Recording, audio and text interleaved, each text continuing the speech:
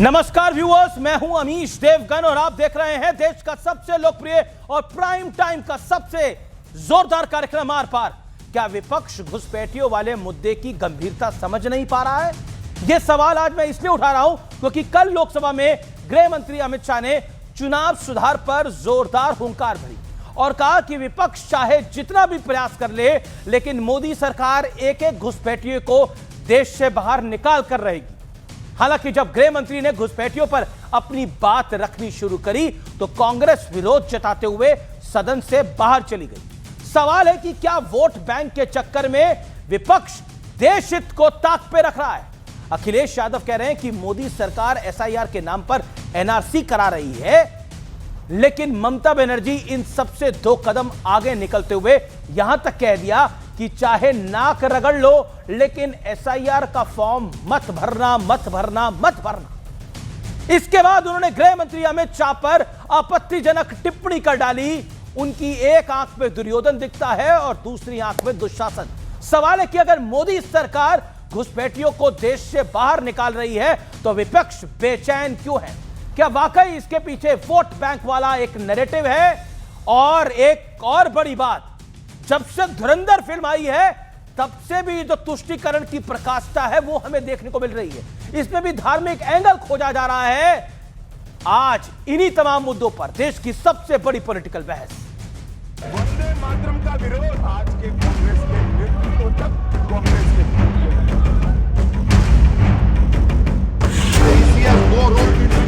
वंदे मातरम को सीमित कर दिया गया, वहीं से तुष्टीकरण की शुरुआत हुई और वो तुष्टीकरण जाकर देश के विभाजन में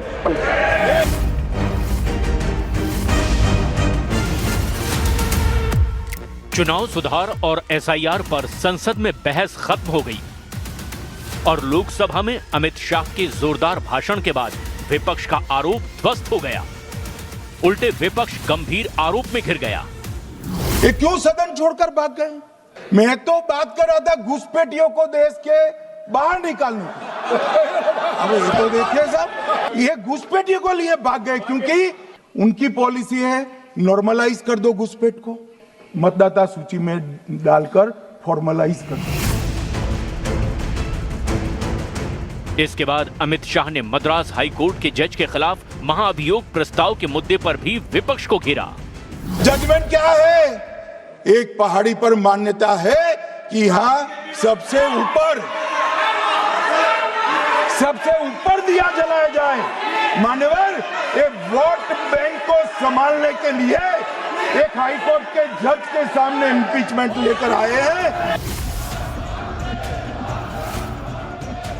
इससे पहले वंदे मातरम के मुद्दे पर पीएम मोदी ने कांग्रेस पर तुष्टीकरण का आरोप लगाया था। तुष्टीकरण की राजनीति के दबाव में कांग्रेस वंदे मातरम के बंटवारे के लिए झुकी, इसलिए कांग्रेस को एक दिन भारत के बंटवारे के लिए झुकना पड़ा। और तो और हाल ही में धुरंधर नाम की एक फिल्म रिलीज हुई जिसमें दुनिया को पाकिस्तान की सच्चाई दिखाई गई और यह बताया गया कि कैसे पाकिस्तान की फौज गैंगस्टर के साथ मिलकर साजिश रचती है। लेकिन हैरानी की बात है कि भारत में बैठे कुछ लोगों के पेट में दर्द शुरू हो गया। तो आज सबसे बड़ा सवाल यही है कि क्या विपक्ष हर मुद्दे को सिर्फ तुष्टीकरण के चश्मे से देखता है, जैसा बीजेपी आरोप लगा रही है? आज इसी पर होगी देश की सबसे बड़ी पॉलिटिकल डिबेट, तुष्टीकरण के नाम पर। और अब वक्त है आर पार के सुप्रसिद्ध विश्लेषण का। ये नजर डाल लेते हैं विपक्ष के दोहरे चाल चरित्र का तथ्यात्मक विश्लेषण। पहला तथ्य, घुसपैठियों के मुद्दे पर कांग्रेस संसद से भागी। वोट बैंक की सियासत वाले दल एसआईआर के विरोध में खड़े हैं, जबकि यह लॉजिकल है। अकेले यूपी के मेरठ में 6500 अवैध बांग्लादेशी पकड़े गए हैं। यूपी पुलिस की रिपोर्ट में नेपाल सीमा से सटे 7 जिलों में मुस्लिम आबादी 10 साल में 32% बढ़ी है। यह बड़ा आंकड़ा है। इस समय आपको छोटा दिख रहा है, लेकिन आंकड़ा बड़ा है। मेरे पास तीसरा बड़ा तथ्य है, बिहार में 37 जिलों में आबादी से ज्यादा आधार कार्ड है। मुस्लिम बहुल 5 जिलों में हर 100 व्यक्ति पर 120 से ज्यादा आधार कार्ड है। आप अंदाजा लगा सकते हैं सिचुएशन क्या है। चौथा बड़ा तथ्य, बंगाल में एसआईआर की प्रक्रिया शुरू होते ही हजारों बांग्लादेशी भारत छोड़कर उल्टे पांव भागे। बांग्लादेशी मुसलमान मैं बात कर रहा हूं यहां पर। पिछले कई हफ्तों से ममता बनर्जी वोट बैंक के चक्कर में एसआईआर के विरोध में डटी हैं। उन्हें पता है कि अगर ये बांग्लादेशी बाहर जाएंगे तो उनके वोट बैंक पे असर पड़ेगा, लेकिन ये देश के लिए खतरा है। आइए मैं बढ़ता हूं आगे 5वें तथ्य की तरफ, और वो बड़ा सवाल है, क्या वोट बैंक के लिए विपक्ष राष्ट्रीय सुरक्षा को ताक पे रख रहा है? धुरंधर फिल्म हो, वंदे मातरम हो, जज का मामला हो, हर चीज पर vote bank, vote bank, vote bank. मेरे साथ बात करने के लिए कौन कौन है? शहजाद पूनावाला भारतीय जनता पार्टी के प्रवक्ता, निगत अब्बास कांग्रेस पार्टी के प्रवक्ता, किशोर तिवारी जी मेरे साथ हैं, शिवसेना उबाटा के अमित साथ है, और वरिष्ठ नेता समाजवादी पार्टी के मेरे साथ इस चर्चा में रोहित सिंह हैं, संयोजक युवा चेतना मंच के। आप तमाम लोगों का अभिनंदन है। देश की सबसे बड़ी बहस में, देश के बड़े मुद्दे पर आज हम चर्चा कर रहे हैं। मैं ओपनिंग रिमार्क्स आपको देता हूं। शहजाद पूनावाला, एसआईआर को लेकर आपने एक नैरेटिव बना दिया है कि घुसपैठियों के खिलाफ है। 50 सेकंड आपके। देखिए अमीश जी, कुछ लोगों का नारा होता है अतिथि देवो भव, कुछ लोगों का होता है नागरिक देवो भव। एक पार्टी है कांग्रेस पार्टी जिसका नारा है घुसपैठिया देवो भव, वोट बैंक देवो भव। क्या ये हकीकत है या नहीं है कि गुलाम मीर ने बोला घुसपैठिए को हम गैस सिलेंडर देंगे? क्या ये हकीकत है या नहीं है कि सैम पित्रोदा ने बोला घुसपैठिए आ जाते हैं तो उनको रहने देना चाहिए? अच्छा मुझे बताइए, 1.5 करोड़ से ज़्यादा घुसपैठिए आए थे कांग्रेस के ज़माने में।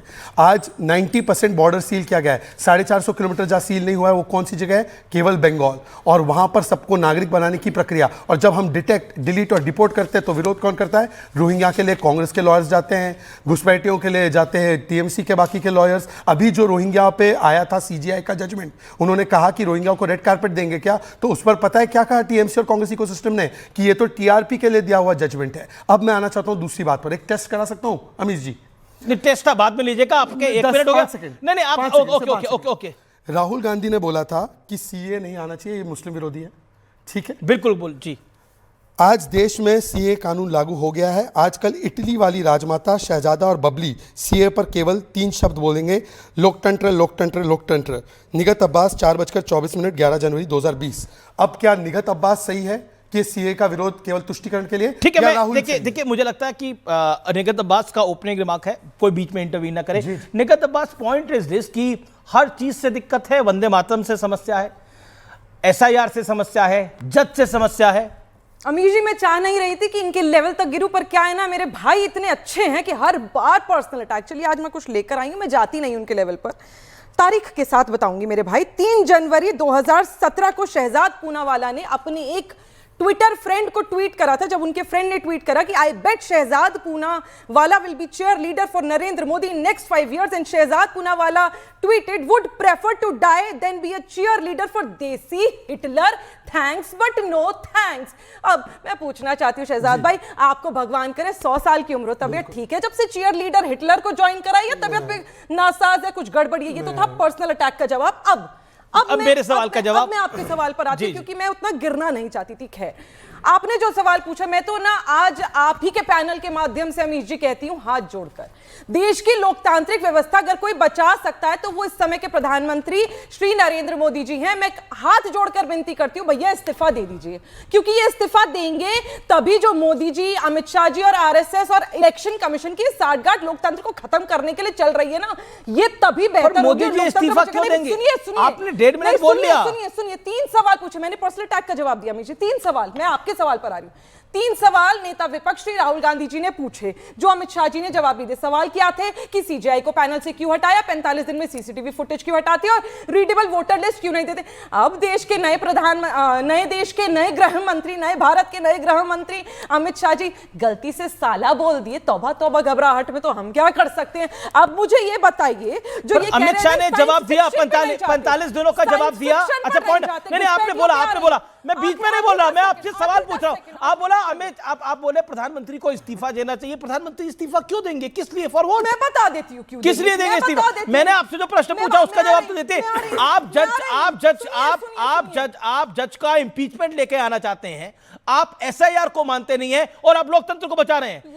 व्यूअर, आपको पता है तमिलनाडु के एक जज के साथ क्या हुआ है? मैं आपको कहानी बताऊंगा, आपके रोंगटे खड़े हो जाएंगे। इस देश के अंदर हुई है वो कहानी। नीचे बताइएगा, पर अब आप मेरी बात सुनिए। साइंस फिक्शन पर क्यों जाए? सुनिए, साइंस फिक्शन नहीं है मैडम, रियलिटी है ये साइंस फिक्शन नहीं है। अमीर जी मेरी बात तो जज ने क्या फैसला दिया था और उस पर इंपीचमेंट क्यों लाई गई है, आप सुनेंगे, आप हैरान हो जाएंगे। मैं व्यूअर्स को वादा करता हूं, आपके पैरों के तले से जमीन निकल जाएगी। ओके बोलिए। एक सेकंड, वन सेकंड। मुझे कोई दर्द नहीं है। एक नहीं, निगत यू सेड दिस थिंग, मुझे कोई दर्द नहीं है। नहीं, मेरे कोई नहीं, मैं आपकी पूरी बात सुन रहा हूं। आप देखिए, सेकेंडली मुझे 25 साल हो गए पत्रकारिता करते हुए, इसलिए नहीं, मैं एक आपको आपकी जानकारी के लिए बता रहा हूं। मैं आपकी जानकारी के लिए बता रहा हूं। नहीं, मैं आपकी जानकारी के लिए बता रहा हूं। और मुझे बिल्कुल दर्द नहीं होता। मुझे दर्द तब होता है जब लोग, कोई भी प्रवक्ता, कोई भी नेता बिना विचार करे अपनी बात को रख देता है। चलिए बताइए। मैं कह रही थी, मैंने कहा कि साइंस फिक्शन की बात नहीं करते, इलेक्शन कमीशन के डेटा की बात कर लेते हैं। बिहार के एसआईआर की बात करें तो 69 लाख वोट काटे, जिसमें 390 सिर्फ नॉन सिटीजन थे, जिसमें से सिर्फ 76 मुसलमान थे। सिर्फ सीमांचल के सीमित डेटा की बात करें तो 10 नॉन सिटीजन थे, जिसमें सिर्फ 5 मुसलमान थे। तो ये घुसपैठियों की जब आप बात करते हो तो मुझे बताइए, आप काहे नहीं बताते कि यूपीए की सरकार ने 88,000 से ज्यादा घुसपैठियों को निकाला था और इनकी सरकार में 2014 से 19 तक सिर्फ 2,500, उसके बाद का डेटा नहीं देते। घुसपैठियों ने तुम सबने घुसपैठियों को अपना वोटर बनाया है। निगत, यू मेड योर पॉइंट। अब आप शांति रखेंगी पूरी तरह से। ओके अमित जी, देखिए, मैंने तो बिना उत्तेजित हुए, बिल्कुल आप अपनी बात करें, आप नहीं बोलिए। मैं पहले तो बता देना चाहता हूं, मैंने सैम पित्रोदा और गुलाम मीर का स्पेसिफिक पूछा कि घुसपैठिया पे उनका स्टैंड पार्टी का स्टैंड है या आपका स्टैंड पार्टी का स्टैंड है। उस पर जवाब नहीं आया। मैंने किसी को पर्सनली अटैक नहीं किया। मैंने तो समझा कि निगत का स्टैंड सही है और राहुल जी का स्टैंड गलत है। मैंने तो निगत को एलिवेट किया है पार्टी में, मैंने उनको कोई व्यक्तिगत टारगेट नहीं किया है। पर मैं अपनी बात आगे बढ़ाना चाहता हूं। अभी उन्होंने बिहार एसआईआर की बात की। सर, बिहार एसआईआर तो सुप्रीम कोर्ट की निगरानी में हुआ और सुप्रीम कोर्ट ने क्या बोला? Too much passion, very little reason. In fact उन्होंने अभी 2 हफ्ते पहले कहा है कि आप लोगों ने मास डिलीशन की बड़ी बातें की पर एक भी एफिडेविट और प्रमाण नहीं दे पाए। और लास्ट पता है क्या बोला? उन्होंने बोला कि अभी आपको पता है इलेक्शन कमीशन ने 3 लाख नोटिस भेजा है बिहार के जो वोटर्स जिनका नाम कटा है उनको, कि भाई प्रूफ कीजिए कि आपका नाम यहाँ पे क्यों गलत तरीके से था। अगर वो नहीं देंगे तो वो निश्चित रूप से रोहिंग्या या बांग्लादेश या जो भी वो आइडेंटिफाई होंगे। पर मेरा सवाल दूसरा है। मेरा सवाल हमारी मूल डिबेट तुष्टिकरण पे है ना। मैं सिर्फ इतना पूछना चाहता हूँ, कांग्रेस के नेता आरिफ मसूद, कांग्रेस के नेता सिद्धरमैया बोलते हैं वंदे मातरम नहीं बोलूंगा, ये मेरे मजहब के खिलाफ है। वंदे मातरम भी बोलना अब वोट बैंक का विषय बन गया है। और आखिरी बात सर, एक डिबेट थी बहुत पुरानी आपकी, जब मैडम आई थी, शोएब जमाई भी है ना हमारी डिबेट में, इन्होंने शोएब जमाई को बहुत लड़खड़ाया था ओवैसी की पार्टी से। पता है अब ओवैसी के लिए क्या बोलते हैं रेवंत रेड्डी? रेवंत रेड्डी बोलते हैं कि ओवैसी तो गरीबों का मसीहा है। अब मैं चाहता हूं कि ओवैसी गरीबों का मसीहा है या कम्युनल है, ये निगत जी बताएं। और ये पर्सनल अटैक नहीं है। Personal attacks from any side. उन्होंने शुरू करे थे, मैंने जवाब दिया। बुरा लग गया तो मैं क्या करूं बताओ अमीश भाई? देखिए, मैं अगर अटैक करूंगा तो आप बैठ नहीं पाएंगे। चलिए बताइए क्या करिएगा मुझसे ना। ये ऑन स्क्रीन आप लाइव धमकी दे रही है, बीजेपी की गुंडाई दिखती है मेरे भाई। काहे अपने आप को एक्सपोज करते रहते हो? चलिए टीआरपी खाना बंद कीजिए, जवाब दीजिए। तुम्हारे जैसे लोगों को टीआरपी की जरूरत होती होगी। ओवैसी पर शो में आए, इसकी टॉप टीआरपी है और ये आप मेरे सम्मानित मेहमान हैं, आपके बिना भी आती है, आपके साथ भी आती है। सवाल का जवाब दे। गुलाम मीर, ओवैसी। अरे फिर ये पर्सनल हो रहा है। ओके, ये पूरी डिबेट खराब हो जाएगी। मेरा निवेदन, मैं हाथ जोड़ रहा हूं आप लोगों के। अच्छा, आपने बोल दिया अपनी बात को। Okay, निगत 30 second. क्योंकि इन्होंने वंदे मातरम पर बोला तो भारत माता की जय, वंदे मातरम। कांग्रेस ने राष्ट्रगान का खिताब वंदे मातरम को दिया 1925 के बाद। मुझे बताइए 52 साल तक आरएसएस ने काहे वंदे मातरम अपनी सभाओं में, शाखाओं में क्यों नहीं गाया? उसका जवाब दीजिएगा। अब आ जाते हैं एसआईआर पे। मना कर रहे हैं। अरे शहजाद जी सुनिए, बोले शहजाद जी सुनिए ना, शहजाद जी सुनिए ना। बोले। Okay, 20 second. अरे आपको एग्जाम्पल दिया, चलिए अब बीच में मत बोलना। हरियाणा में जो 22 दफा ब्राजीलियन एलियन महिला का नाम रजिस्टर हुआ, उस पर नहीं जाते, आप जवाब नहीं देंगे। 200 बार एक ही महिला का फोटो आ जाता है, उस पर आप नहीं जाते, आप जवाब नहीं देंगे। 1.25 लाख से ज्यादा डुप्लीकेट फोटो बिहार के एसआईआर पे नहीं जाते, आप जवाब नहीं देंगे। 4000 से ज्यादा वोटर टर्नआउट मिसमैच हुआ मध्य प्रदेश के चुनाव में, आप जवाब नहीं देते, नहीं जाएंगे। उसके बाद 2024 का यादों का लोकसभा के चुनाव के बाद वोटर टर्नआउट का इलेक्शन कमीशन की वेबसाइट पर 10 दिन तक डेटा ही नहीं डाला जाता, आप जवाब नहीं देंगे। पता है हमें। अरे भैया, टेक्निकल ग्लिच के आधार पर लोकतांत्रिक व्यवस्था चला रहे हो क्या, या एरर लोडिंग के आधार पर लोकतांत्रिक व्यवस्था चला रहे हैं नरेंद्र मोदी जी और यहाँ बेटे शहजाद जी? जवाब दीजिए, जनता का वोट क्यों खाते हैं? और ये राष्ट्रवादी होने का नाटक आरएसएस को, भारतीय जनता पार्टी को छोड़ देना चाहिए। आगे वक्त देता हूं। मैं ऑडियो डाउन कर रहा हूं स्टूडियो का, मुझे बाहर जाना है। अमीक जमाई मैं बड़ी खबर आ रही है, एसआईआर पर ममता बनर्जी का बड़ा बयान है, एक भी योग्य वोटर का नाम कटा तो मैं धरना दे दूंगी। एसआईआर का राजनीतिक इस्तेमाल किया जा रहा है इस समय। पश्चिम बंगाल में कोई डिटेंशन कैंप नहीं होगा, ममता बनर्जी ने यह बोला है।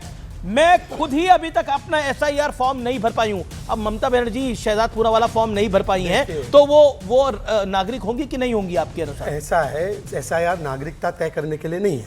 एसआईआर आपका नाम शुद्धिकरण के बाद लिस्ट में होना चाहिए नहीं होना चाहिए, ये तय करने के लिए, पहली बात। दूसरी बात, ये एसआईआर को लेकर इनका स्टैंड क्या है? Manish Tiwari open the debate on SIR. उन्होंने पता क्या बोला? एसआईआर का कोई बेसिस ही नहीं है कॉन्स्टिट्यूशन और एक्ट में। मतलब कि जो 1960 से लेकर 2014 तक एसआईआर हुए, नेहरू जी के जमाने में, इंदिरा जी के या मनमोहन सिंह जी के, सब अवैध थे क्या? एसआईआर ये महाराष्ट्र में डिमांड करते तुरंत होना चाहिए। एसआईआर उत्तर प्रदेश में 27 के लिए हो रहा है, जिसका डेट अभी बढ़ा दिया गया है, उसको बोलते हैं जल्दबाजी है। और मेरा एक और सवाल है कि मैं निगत जी से सिर्फ इतना पूछ रहा हूं कि अगर आप तुष्टिकरण नहीं करते तो आरिफ मसूद और सिद्धरमैया वंदे मातरम का विरोध क्यों करते हैं? ठीक है, ओके, मैं अमीक जमाई की बात करता हूं। गुलाम मीर का घुसपैठ उसका जवाब नहीं। निगत अब्बास के पास रिटन जो आंसर दिया है वही बड़बड़ करके आके अरे नहीं, ये सब बड़बड़ कर रहा है। मत करिए शहजाद जी, बुरा लग जाएगा। ये पार्टी में शहजाद जी, काहे पर्सनल हो रहे हैं? मैं पार्टी में ढेंचू ढेंचू का पूरा चिट्ठा आप दोनों सम्मानित प्रवक्ता राष्ट्रीय पार्टियों के, तो मेरा सवाल का जवाब दे देना। आपके स्तर पर नहीं गिरना चाहती हूँ मैं, आप और आपकी पार्टी देखिए, ये गिरा हुआ अगर बार बार बोलेंगी तो मैं भी बहुत कुछ बोलूंगा। बोलिए। अच्छा चलिए, इन्होंने ब्राजीलियन की बात की ना, ब्राजीलियन की बात की, 10 सेकंड। एक व्यक्ति है 68 में वो आती है, 80 में नागरिक बनती है, 80 में उनका वोट आ जाता है और उनको नोटिस इशू किया कोर्ट ने। उसमें तो कोर्ट ने नोटिस इशू किया। बताइए सोनिया गांधी का इलेक्टोरल रोल में नाम कैसे 1980? आप मुझे बताइए, पाकिस्तान हर सवाल का जवाब सवाल से रेजोल्यूशन लाने वाले आप मुझे बताइए के फजलुल हक के, जिसने पाकिस्तान रेजोल्यूशन लाया, उसकी सरकार में जिसको आप पूछते हैं श्यामा प्रसाद मुखर्जी, वो वित्त मंत्री क्यों बने थे? उसका जवाब उनकी सरकार नहीं थी वो। सोनिया गांधी पर जवाब, उनकी सरकार नहीं थी वो। अरे मेरे भाई, प्रजा कृषक पार्टी की सरकार थी। आप ही राष्ट्रवाद का गाना जो गाते हो, आप ही के हिंदू महासभा के जो पूर्वज है ना, आप ही के मुंह पर कालक पोत कर आपके पूर्वज कौन है? Allan Octavian Hume. अच्छा, आपके पूर्वज कौन है? William Wedderburn. आपके पूर्वज कौन है? Annie Besant. आपके पूर्वज कौन है? सब इंग्लिश ब्रिटिश गवर्नमेंट के सेक्रेटरी। गजब है। अच्छा, पूर्वजों की बात हुई, एक second, all audio down. Shahzad और निगत, आप दोनों को ऑडियो डाउन। आपके पूर्वज, एक सेकेंड, आपके पूर्वज, शहजाद के पूर्वज, निगत के पूर्वज, मेरे पूर्वज एक ही हैं। हम सबके पूर्वज एक ही हैं। मैं फिर आता हूं, आगे बढ़ता हूं, क्योंकि ये चर्चा को आगे बढ़ाना बड़ा जरूरी है। मैं अमीक जमाई का रुख करता हूं। अमीक जमाई, एक इंटरेस्टिंग फैक्ट ये है कि जैसे ही घुसपैठियों की बात करनी शुरू करी देश के गृह मंत्री ने, विपक्ष वहां से भाग गया। अब बीजेपी इसको बड़ा एजेंडा बना रही है। पीयूष गोयल ने भी कल ट्वीट करा और बोला कि विपक्ष घुसपैठियों के साथ खड़ा है और हम एक भी घुसपैठियों को यहां नहीं रहने देंगे। अमीश भाई, आपने तकरीबन 10 से 12 मिनट दिया है, तो मुझे भी अपनी बात रखने के लिए आप 1 से 1.5 मिनट तो दीजिए ही। जी देखिए, आदरणीय गृह मंत्री जी ने भारत की संसद में घुसपैठ को बहुत बड़ा मुद्दा पश्चिम बंगाल में चुनाव के नजर में बनाने की कोशिश करी है। मैं 2 बातें, एक तो गृह मंत्रालय का आंकड़ा है, उस पर रखना चाहता हूं कि गृह मंत्रालय का आंकड़ा यह बताता है कि 2004 और 14 में जो यूपीए 1 यूपीए 2 की सरकार थी, तकरीबन 85,000 बांग्लादेशी को भारत की सरकार ने डिपोर्ट किया बांग्लादेश। 2014 से, जब से अंतर्राष्ट्रीय नेता आए हमारे देश में, 2014 से 2024 का जो समय है, हमने 2600 घुसपैठियों को डिपोर्ट किया है। अब ये आंकड़ा आप समझिए कि इंटरनल सिक्योरिटी के लिए कौन सी सरकारें बहुत ज्यादा चिंतित थीं। अब आप आ जाइए, रानाघाट से भारतीय जनता पार्टी के लोकसभा एमपी है जगन्नाथ सरकार, पश्चिम बंगाल का। अभी ज्यादा लंबी बात नहीं है, गृह मंत्री जी के भाषण से कुछ दिन पहले की बात है। उन्होंने कहा कि पश्चिम बंगाल में भारतीय जनता पार्टी की अगर कंप्लीट सरकार बन जाती है तो ये जो बांग्लादेश और हमारे देश के बीच में जो बाड़ है, फेंसिंग है, इसको खोल दिया जाएगा। हम पहले भी एक थे, हम आज भी एक हैं और कल भी हम सब एक हो जाएंगे। हमारा कल्चर एक है, हमारी तहजीब एक है, हमारी भाषा एक है। गृह मंत्री ने भारत की संसद में इस भाषण को कंडेम नहीं किया। आज तक उस एमपी ने अपने बयान को विड्रॉ नहीं किया है। तो सवाल यह है कि इंटरनल सिक्योरिटी के लिए चिंतित उत्तर प्रदेश में 160 घुसपैठिया, हमारी जो वहां की मेयर साहिबा है वो भी भाजपा से है, 160 घुसपैठिया पिछले 6 दिन से गायब है। एक आईएएस ऑफिसर लोक भवन से गायब है, पुलिस को नहीं पता पा रही है। आतंकवादी आए पाकिस्तान से, मार के चले गए हमारे भाई बहनों को, सरकार को नहीं पता है। तो सवाल यह है कि पश्चिम बंगाल के मामले में, डिपोटेशन के मामले में भारतीय जनता पार्टी ने क्यों आप चुपचाप बैठे हुए? हम तो आपके साथ खड़े होते हैं। चलो बताओ, जहाज का फ्लीट का किस दिन लगाओगे फ्लीट, जब आप इनको बांग्लादेश भेजोगे? आपकी हैसियत नहीं है, हिम्मत नहीं है। ये जो पाकिस्तान समर्थित जुलूस आके बैठा हुआ है, इनकी हैसियत नहीं है, हिम्मत नहीं है, लेकिन एक हैसियत और हिम्मत मैंने ऑपोजिशन की बड़ी देखी और वो हैसियत और हिम्मत बड़ी जबरदस्त थी। मैं उस पर आऊंगा आगे। ओके शहजाद, एक ही उदाहरण देता हूं, हालांकि मुझे पता नहीं कि 80,000 लोगों को बांग्लादेश भेजे तो बांग्लादेश ने स्वीकार ली। आप मुझे बांग्लादेश का कोई रिपोर्ट दिखा देना कि उन्होंने स्वीकारे ऐसे, और ये सब आंकड़े ऐसे बनाना कुछ भी आसान। अरे गृह मंत्रालय का रिपोर्ट पूरा कर दूं, मैं पूरा कर दूं, आप दिखा दीजिए ना, पढ़ लिख कर आया करो। अमित जी आप एक काम कीजिए, आप पूरा स्टेटमेंट दिखा दीजिए विदाउट एडिटिंग। रिसर्च लेके आया करो, नहीं बोला। ठीक है, एक एक करके, एक एक करके। अमित जी मैंने बीच बयान लेकर आया करो। मैंने बीच में नहीं बोला, एक एक करके। अमित मालवीय से मैंने बीच में नहीं बोला। देखिए अमित जी से एक ही टेस्ट ले लेते हैं, इससे सारी चीजें खुल जाएगी। आपको पता होगा कि 2021-22 में भारत सरकार का ऑफिशियल स्टैंड है कोर्ट के सामने कि Rohingya as a national security threat, और अभी जो सीजेआई ने बोला उसका भी हमने समर्थन किया। समाजवादी पार्टी, रोहिंग्याओं को क्यों आप बताते हैं ये बाहर वाले हैं, इनको यहाँ पे रहने की अनुमति होनी चाहिए। ये अमित जमई का ही बयान है, टाइम्स नाउ को दिया है। ये रोहिंग्या के प्रेम ऐसा है इन लोगों का कि ममता बनर्जी बोलती है ये तो मासूम लोग है, क्यों छोड़ते हो। ये लोग बोलते हैं सैम पित्रोदा, अरे आगे तो आने दो, रहने दो। गुलाम मीर बोलते मैं तो गैस सिलेंडर दूंगा, आपका और मेरा गैस सिलेंडर उसके दे देंगे। Okay you made your point. Okay Amit भाई 30 सेकंड्स रिप्लाई। अब बोलो, नेशनल सिक्योरिटी थ्रेट है, बोलो बोलो। मैं तो अभी भी अमित जी आपके माध्यम से कहना चाहता हूं कि समाजवादी पार्टी भारत की संसद में आदरणीय गृह मंत्री जी से चाहती है, अगर शहजाद जैसे प्रवक्ताओं को अमित मालवीय अच्छे से पढ़ा लिखा नहीं पा रहे हैं, भारत की संसद में एक आंकड़ा ले आइए 2004 से 14, 2014 से 25 एक आंकड़ा रखिए कि डिपोटेशन में समस्या क्या है। समाजवादी पार्टी को क्या कहीं सिग्नेचर चाहिए तो माननीय राष्ट्रीय अध्यक्ष जी, हमारे सारे एमपी आपको साइन करने को तैयार है। बताओ, ये पहले जगन्नाथ सरकार जो तुम्हारा भारतीय जनता पार्टी का एमपी है, जो कह रहा है पश्चिम बंगाल में हमारे फेंसिंग खुलेंगी, बॉर्डर खुलेंगे, बांग्लादेश पश्चिम बंगाल एक होगा, अरे इस पे कोई स्टैंड है आपका?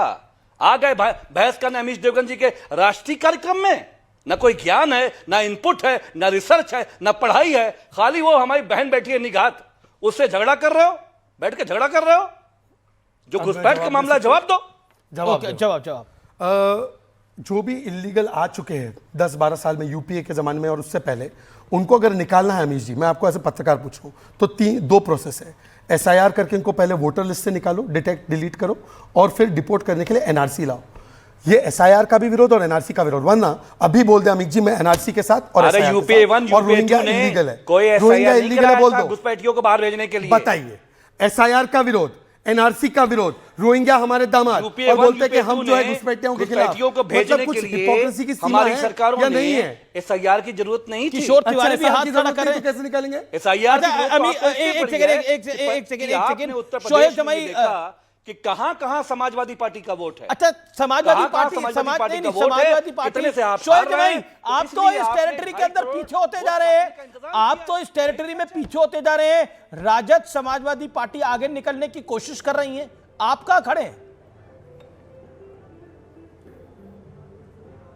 बहुत बहुत शुक्रिया अमित जी। देखिए, हमारी पार्टी ने बहुत साफ सुथरा अपना स्टैंड लिया और हमने पहले ही से कहा था कि हम एसआईआर के खिलाफ हैं, और एसआईआर एक बैकडोर एंट्री है एनआरसी के लिए। ये हमारा मत है, ये हमारा स्टैंड है ऑफिशियल। अब आपके पैनल में बैठे हुए कोई एक साथी हैं जो ओवैसी जी का नाम बार बार ले रहे हैं, उनके मजनू हैं शायद, हमारे राष्ट्रीय अध्यक्ष के, तो सारे मजनुओं का इलाज भी होता है, मैं उनका इलाज भी कर देता हूँ। कि देखिए, या तो दवा दे देता हूँ, एक बार सुनिए, ओवैसी जी का नाम लेकर के आप चाहते हैं टीआरपी ले लेंगे और आप किसी को घेराबंदी कर देंगे, ऐसा नहीं चलेगा। ओवैसी जी ने अपना स्टैंड बहुत क्लियर रखा है इस एसआईआर पे।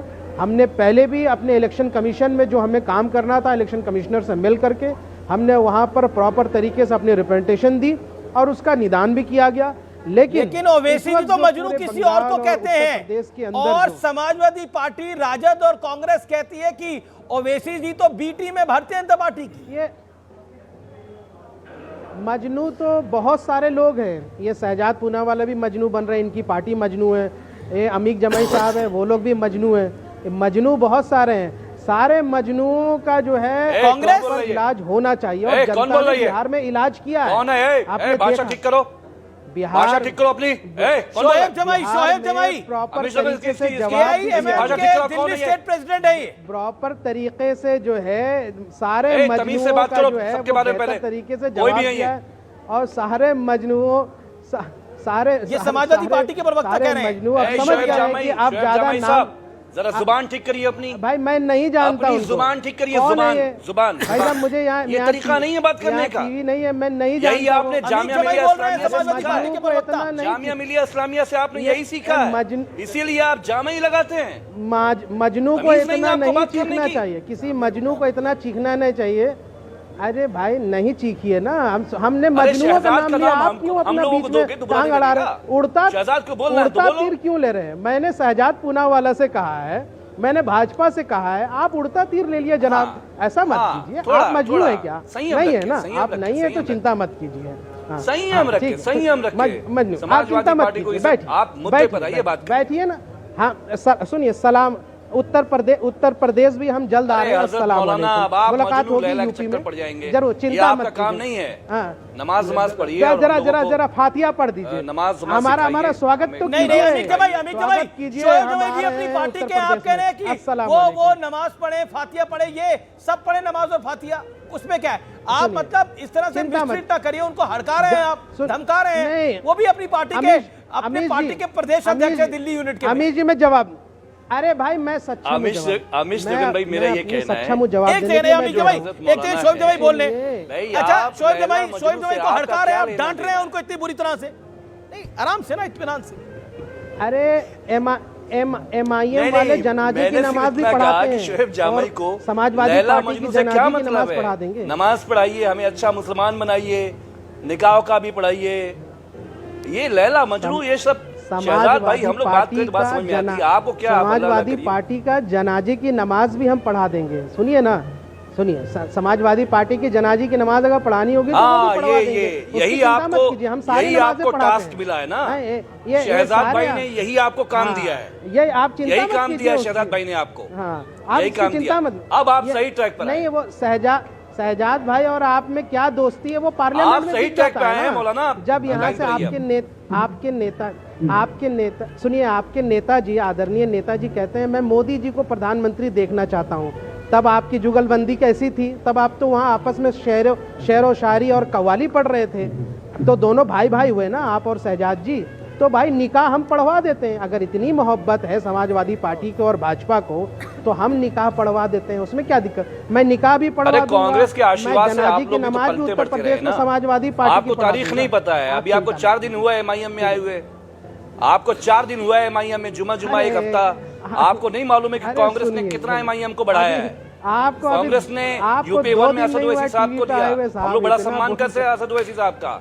यूपी 1 में रखा, यूपी 2 में रखा, जबकि कोई जरूरत कांग्रेस को रखने की नहीं थी। मतलब कांग्रेस की टीम है ये, ओके ओके, ये तो कांग्रेस की टीम, ओके, ये कांग्रेस की टीम है, समाजवादी पार्टी के रियासत में कांग्रेस की टीम है, असल में कांग्रेस की टीम है। हाँ 20 सेकंड, ओके। अमीश जी देखिए ऐसा है, ऑडियो डाउन, ओके। अमीश जी लैला मजनू कौन है मुझे तो नहीं पता, पर बड़े मियाँ छोटे मियाँ बनने की क्या तगड़ जबरदस्त कंपटीशन है। कि देखिए अभी मैंने क्या बताया कि हैदराबाद में तो ये दोनों एक दूसरे से निकाह करते हैं, और जहां बिहार में आते तो उग्रवादी बोलते हैं, और अब समाजवादी पार्टी ने रहस्य खोल दिया कि कांग्रेस ने ओवैसी को बढ़ाया। अब निगत जी बताइए, ओवैसी कॉम्युनल या ओवैसी मसीहा? ओवैसी बीजेपी की बी टीम है या कांग्रेस की बी टीम है निगत? ये तो देश ने देखा है कि किस प्रकार एआईएमआईएम ने हमेशा भारतीय जनता पार्टी को पीछे से सपोर्ट दिया है। तो अब जो अमीक भाई बोल रहे हैं वो आप उनसे पूछिए, देखिए वो अपनी पार्टी का स्टैंड लेकर आ रहे हैं, आप उनका व्यक्तिगत स्टैंड है या आप उनसे पूछिए। पार्टी का स्टैंड है, जैसे आपका स्टैंड तो पार्टी का है ना, व्यक्तिगत तो नहीं है ना। नहीं, उनसे पूछ लीजिए, एक बार कंफर्म कर पार्टी का है भाई, वरिष्ठ आदमी है। कोई बात नहीं, तो मैं उन्होंने क्या बोला उसको वैलिडेट करने के लिए तो यहाँ बैठी नहीं, बिल्कुल नहीं, यहाँ वैलिडेट करने के लिए बैठी, बता दिया। घुसपैठिए पे जवाब देना, आप कह रहे हैं ओवैसी की पार्टी बी टीम है? बिल्कुल है। किसकी? बैठे तो हैं मेरे साथ में भारतीय जनता पार्टी। तो रेवंत रेड्डी गलत है, तो रेवंत रेड्डी गलत है, तो रेवंत रेड्डी गलत है।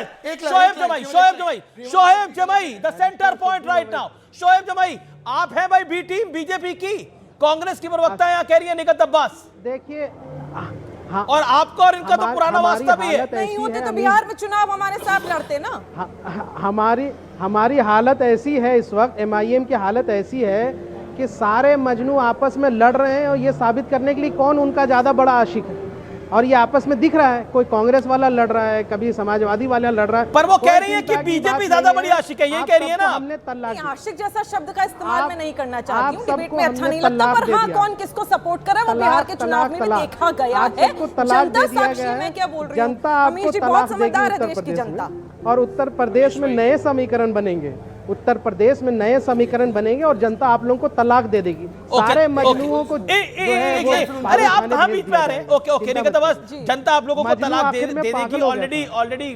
तो पॉलिटिकली सरकार तो भारतीय जनता पार्टी की है। नहीं, अच्छी बात है, भारतीय जनता पार्टी की सरकार है, और मैं तो कह रही हूँ डिक्टेटरशिप पर ये उतर कर आ रहे हैं। जहां जहां जनता सवाल पूछ रही, मैं तो जवाब ही नहीं देना चाहती एआईएमआईएम के प्रवक्ता को, पता नहीं कहां की बातें कर, लेकिन प्रवक्ता नहीं है वो, दिल्ली प्रदेश के अध्यक्ष अभी तो प्रवक्ता के तौर पर बैठे। हाँ, प्रवक्ता और दिल्ली प्रदेश के अध्यक्ष। आप उनको लायक ही नहीं समझती जवाब देने की? नहीं, मैं बिल्कुल, मुझे लगता है कि इस बात पर तलाक, ओके, जवाब आपको एक सेकंड, आपको जवाब ही नहीं देना चाहती कांग्रेस पार्टी?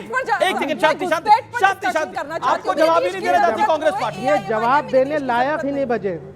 बिहार इलेक्शन के बाद ये जवाब देने लायक ही नहीं बचे हैं। जो पार्टी 60 सीट लड़के 5 सीट लेके आए, वो क्या जवाब देगी? ये तो आदर्श में चले गए। जो पार्टी आदर्श में चली गई बिहार में, वो क्या जवाब देगी? हमारे सामने जवाब देने लायक है क्या? एमआईएम का स्ट्राइक रेट कांग्रेस से 3 गुना ज्यादा है। एमआईएम का स्ट्राइक रेट कांग्रेस से 3 गुना ज्यादा है। ये जवाब देने लायक नहीं, तो मुंह दिखाना नहीं चाहिए। अरे ये गए थे आपको जानकारी नहीं, समर्थन के लिए आपने लिया नहीं समर्थन, ये गए थे समर्थन देने के लिए। किस शर्म से आते हैं आप लोग चैनल पे भाई? कांग्रेस के सभी प्रवक्ताओं को 1 साल के लिए लेकिन इस देश में सेक्युलरिज्म की जमात कितनी बड़ी है उसका मैं प्राइम एग्जांपल आपको व्यूअर्स बताता हूं। आज मैं दिल से ये बात आपके साथ कर रहा हूं। All audios down. आपको मैं बताऊं, दिल्ली मद्रास हाई कोर्ट का विवाद क्या है? मद्रास हाई कोर्ट के जज हैं जस्टिस स्वामीनाथन के खिलाफ विपक्ष भड़का हुआ है। उनके खिलाफ महाभियोग लाने की तैयारी है, उनके खिलाफ इंपीचमेंट लाने की तैयारी है, क्योंकि 1 दिसंबर 2025 को उन्होंने दरगाह मंदिर विवाद को लेकर हिंदुओं के हक में फैसला दिया था, और हक में फैसला यह दिया था। उसके बाद प्रशासन ने बोला हम पुलिस प्रोटेक्शन नहीं दे सकते, सीएसएफ के 11 जवान दिए और 11 लोग जाएंगे, लेकिन उसके बाद पुलिस ने उनको एंटर नहीं करने दिया। लेकिन जब उनको दोबारा प्रोटेक्शन मिली, उसके बाद भी उनको एंटर नहीं करने दिया जा गया, तो कोर्ट ने बोला यह लोकतंत्र के लिए हानिकारक है, और उसी जज को हटाने के लिए कांग्रेस, नाम नोट करिए, कांग्रेस, समाजवादी पार्टी, आम आदमी पार्टी, समूचा विपक्ष, और तो और राजद, और तो और शिवसेना, उद्धव ठाकरे, लेफ्ट, डीएमके, ये सब एक साथ हो गए उस एक जज को हटाने के लिए, स्वामीनाथन को हटाने के लिए। जस्टिस स्वामीनाथन ने हिंदुओं के पक्ष में फैसला दिया। कोई सामान्य आदमी नहीं है, जस्टिस, और मद्रास हाई कोर्ट का जस्टिस, क्योंकि उसने हिंदुओं के पक्ष में फैसला दिया, इसलिए उसको हटाने के लिए। और मैं आज रुक करता हूं किशोर तिवारी का। किशोर तिवारी, बाला साहब ठाकरे की वंशज है आपकी पार्टी। क्या हो गया आपको? सेकुलरिज्म के नाम पर, वोट बैंक के नाम पर आप घुसपैठियों के साथ भी खड़े हैं, और इन सब के साथ भी खड़े हैं, साइन कर रहे हैं आप लोग। देखिए, मेरे पास यह इनका दिया हुआ किताब है, और ये निवेदन है, और निवेदन के अंदर कहीं भी ये दीप जलाने वाले मसले का उल्लेख नहीं है। उनका कहना है कि जीआर स्वामीनाथन यह इम्पार्शियल डिसीजन देते हैं, एक विशेष आइडियोलॉजी को लेके चलते हैं, और यानी साफ तौर पे मैं कहूँ तो वो धनंजय चंद्रचूड़ वाला पैटर्न है वो चला रहे हैं। वो बीजेपी के पेरोल पर ही है, ऐसा ही बोलो ना आप। तो ये आप बीजेपी जज के पे आप कह रहे हैं कि एक हाई कोर्ट का जस्टिस पेरोल पे है? अरे मैं कह ही रहा हूँ है नहीं है, मैं बोल रहा हूँ। हाँ मतलब ये मानहानि है उनकी, ये मानहानि है उनकी। I object to it. You object to it, और मैं ये जो बात मैंने की है इसकी मेरी फुल्ली रिस्पॉन्सिबिलिटी है।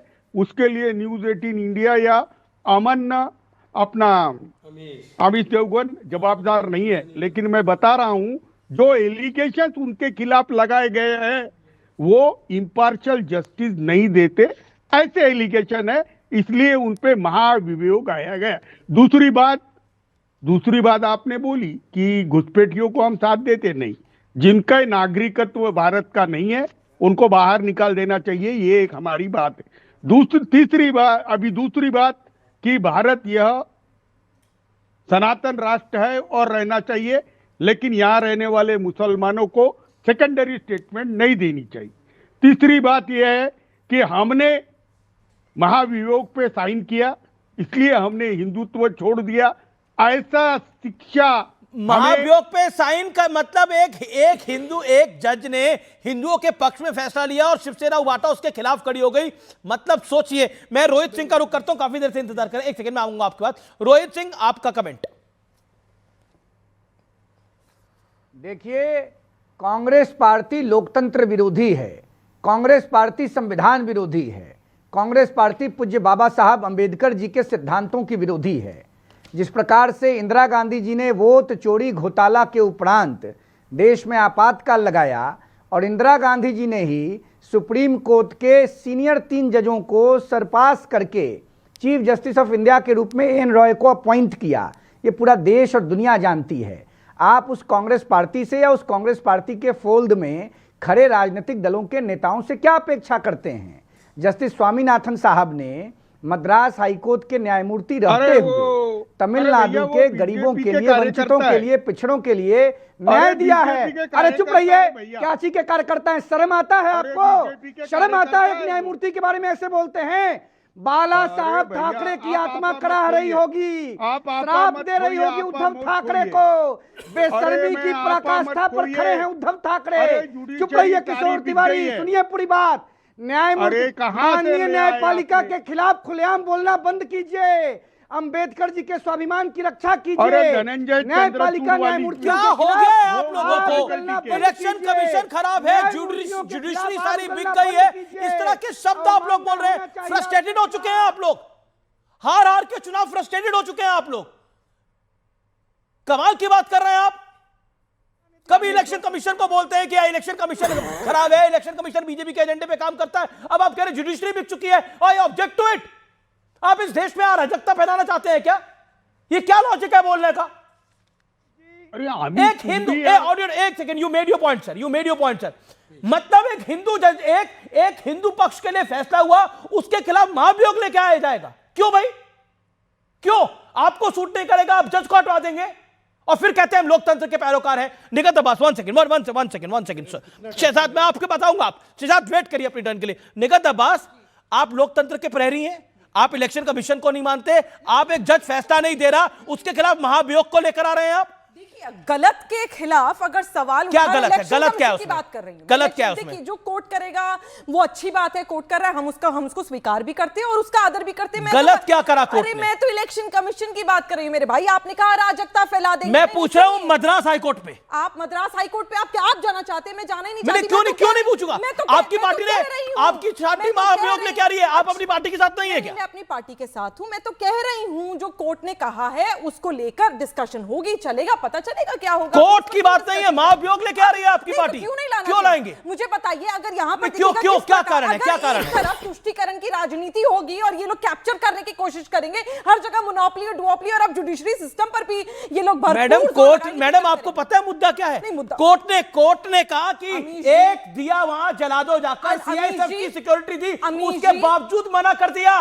आपकी सरकार है वहां पर डीएमके की। अमीश जी, तुष्टीकरण ये है। अमीश जी, तुष्टीकरण मैं बताऊं क्या है? जब असम, बंगाल और बिहार के चुनाव से पहले आप वंदे मातरम के मुद्दे बनाते हैं, आप एसआईआर का मुद्दा बनाते हैं, आप घुसपैठ का मुद्दा बनाते हैं। यहाँ पर मुझे बताइए, अमित शाह जी को ये जवाब देना चाहता है अराजकता फैलती है कि इंडिगो का क्योस क्यों हुआ? वहां पर कॉम्प्रोमाइज हुई। यहाँ पर नहीं, शहजाद ये जवाब देना चाहिए था। शहजाद की बारी है।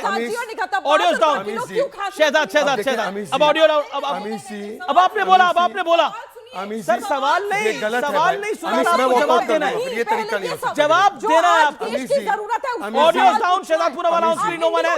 शहजाद पूनावाला, शहजाद पूनावाला, अमीश जी क्या ऐसे Shehzad Poonawalla, make you point. Amish ji, Shehzad ji, make you point. Nighat आप एक सेकेंड, पीसीआर ऐसे कैसे? मैडम एक सेकेंड, आप 2 मिनट शांत हो जाइए ना। सत्ताधारी पार्टी से आप सवाल नहीं करेंगे और डीएमके की सरकार है और महाभियोग क्यों ला रहे हैं? आप पूछिए ना इनसे, क्यों खास रहे? एक सेकंड, वन सेकंड निगत, बस मैं आपसे निवेदन कर रहा हूं। आप मुझे बोल रही हैं कि मुझे क्या सवाल पूछना चाहिए। आप कह रही हैं कि जुडिशरी को क्या करना चाहिए। आप कह रही हैं आप इस देश में 1975 वाली इमरजेंसी लाना चाहते हैं क्या?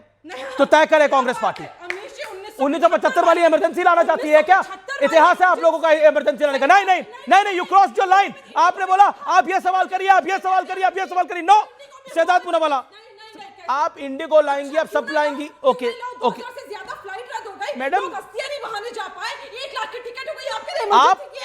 आप शांत होइए। अब आपने अपनी बात को रख लिया। ऑडियो डाउन कर दीजिए आप, पीसीआर।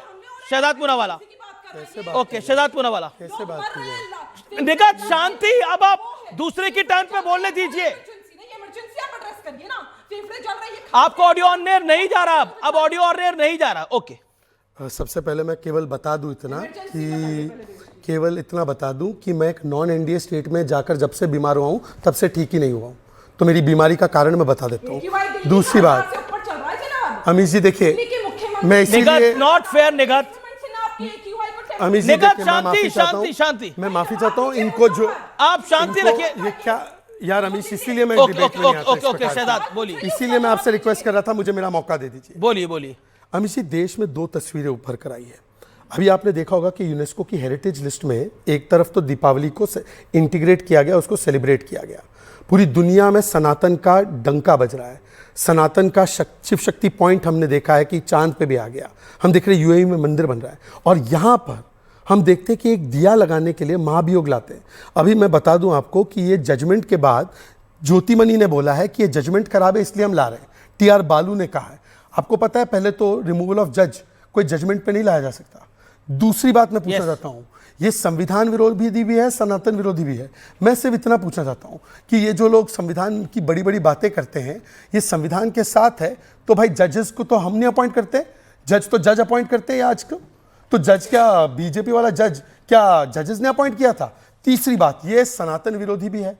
भाई इनसे पूछ लीजिए कि जिस प्रकार से आज उद्धव ठाकरे की पार्टी, जो एक समय पर कहती थी कि हम राम मंदिर बनाना चाहते हैं, जो सावरकर के साथ थी, जो 370 को हटाने के साथ थी, आज उन्होंने सब कुछ छोड़ दिया। और लास्ट पॉइंट जो मुझे लास्ट सेगमेंट में नहीं बोलने मिला, अभी आपने देखा कि वहां पर कहा गया कि ये ओवैसी के साथ तो हम नहीं है, ये हमारी बी टीम नहीं, बीजेपी की बी टीम है। तो मुझे बता दो, रेवंत रेड्डी ने बोला है कि ये वॉइस ऑफ द पुअर है ओवैसी, और जुबली हिल्स में उन्होंने साथ दिया। अब इसका स्पेसिफिक जवाब लो, क्योंकि चिल्लाती बहुत है। क्या रेवंत रेड्डी गलत है, सही है? रिमूवल ऑफ सीजीआई की बात पर पहले मैंने कहा ना, उसका जवाब देना चाहती, क्योंकि आप मेरी पार्टी पर आरोप लगाएंगे तो आपको जवाब देना बहुत जरूरी है। रिमूवल ऑफ सीजीआई, अगर सरकार रातों रात कानून बदल कर वोट चोरी के लिए कर लेती है, इलेक्शन कमीशन को कैप्चर करने के लिए कर लेती है, वो बड़ा अच्छा है। जज हटा दिया, लेकिन कौन से जज को हटाया?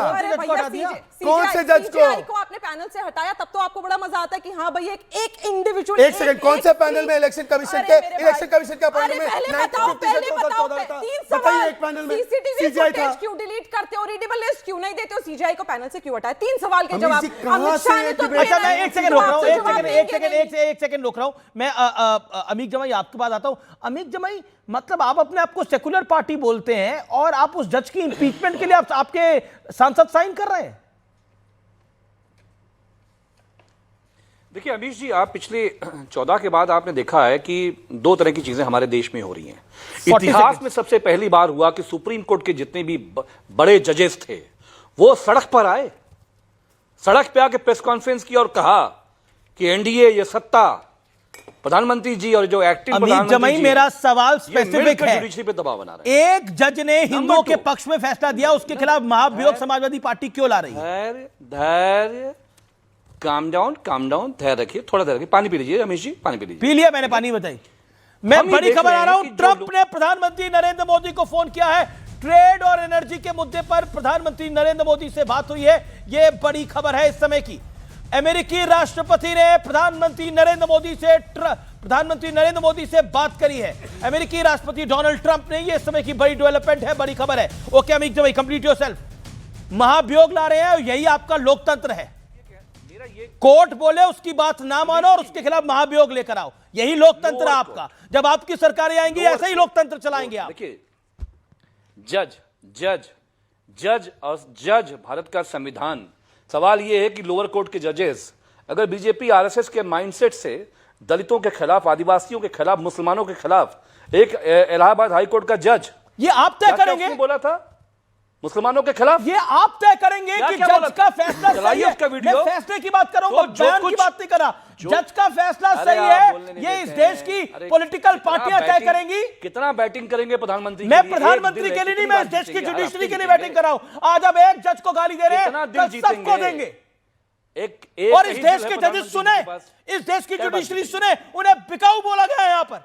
अरे 15 सेकंड दीजिए महाराज, आप 20 सेकंड लीजिए, 15 सेकंड दीजिए, 15 सेकंड दे दीजिए।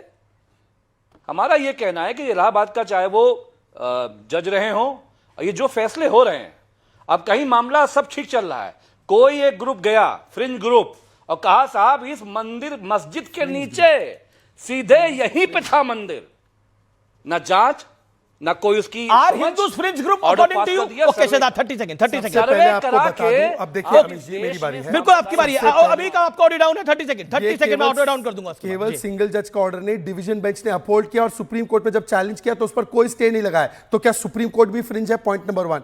पॉइंट नंबर 2, बहारुल इस्लाम नाम का जज था, कांग्रेस में सांसद, फिर जज, फिर सांसद, फिर जज। बहारुल इस्लाम तो बिल्कुल बढ़िया थे भाई।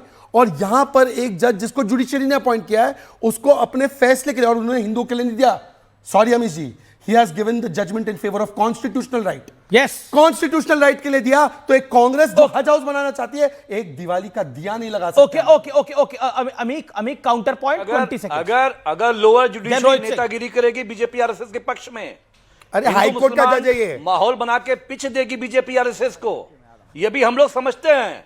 और हमारे जो स्टालिन साहब है ना, मुख्यमंत्री स्टालिन साहब, वो तो सबका इलाज भी जानते हैं। ये क्या पूरी धमकी है? जाति मतलब व्यवस्था, आप कह रहे हैं जुडिशरी को धमकी दे रहे हैं? ओके रोहित सिंह कुछ कहना चाहते हैं। Rohit Singh let Rohit Singh coming, respond to it. Rohit Singh. इलाज देखिए, माननीय न्यायपालिका के संदर्भ में बोलने की जानकारी यहाँ बैठे किसी व्यक्ति को नहीं है। मैं भी बड़ा अल्पज्ञ व्यक्ति हूँ। माननीय न्यायपालिका के संदर्भ में बोलने के पहले संविधान और न्यायपालिका की बारीकियों को समझना होगा। जिस प्रकार से माननीय न्यायमूर्ति स्वामीनाथन जी के संदर्भ में कांग्रेस पार्टी की बहन प्रवक्ता चीख चीख के चिल्ला रही थीं और सीजीआई के रिमूवल की बात का दावा कर रही थीं, उनको इस बात की जानकारी होनी चाहिए कि स्वामीनाथन जी मद्रास हाईकोर्ट के माननीय न्यायमूर्ति हैं, मुख्य न्यायाधीश भी नहीं हैं, और ये चीफ जस्टिस ऑफ इंडिया के रिमूवल की बात का दावा कर रही थी। अब आइए, कॉलेजियम प्रक्रिया के तहत न्यायमूर्तियों की नियुक्ति होती है, न कि प्रधानमंत्री माननीय नरेंद्र मोदी जी के अनुमोदन और हस्ताक्षर से देश में न्यायमूर्ति की नियुक्ति होती है। और स्टालिन साहब ने अभी तुरंत मद्रास हाईकोर्ट में एक न्यूज़ पढ़ा था मैंने अखबारों में और आपके चैनल पर भी आया था, वहाँ की कॉलेजियम पर ही क्वेरी कर दिया, जो कि संविधान में कहीं अधिकार नहीं है मुख्यमंत्री को। ऐसे डिक्टेटर और सनातन विरोधी मुख्यमंत्री से तमिलनाडु की जनता और देश की जनता क्या अपेक्षा करेगी? स्टालिन साहब के जो साहेबजादे हैं, जो राजपुत्र के प्रतिनिधि हैं और डिप्टी चीफ मिनिस्टर हैं, जी मुझे ब्रेक के लिए रुकना पड़ेगा, लेकिन इस देश के लोकतंत्र पर सवाल खड़े करने वाले असल में किस तरह का लोकतंत्र चाहते हैं, वो तमिलनाडु के इस जज की इंपीचमेंट से साफ पता लग गया है।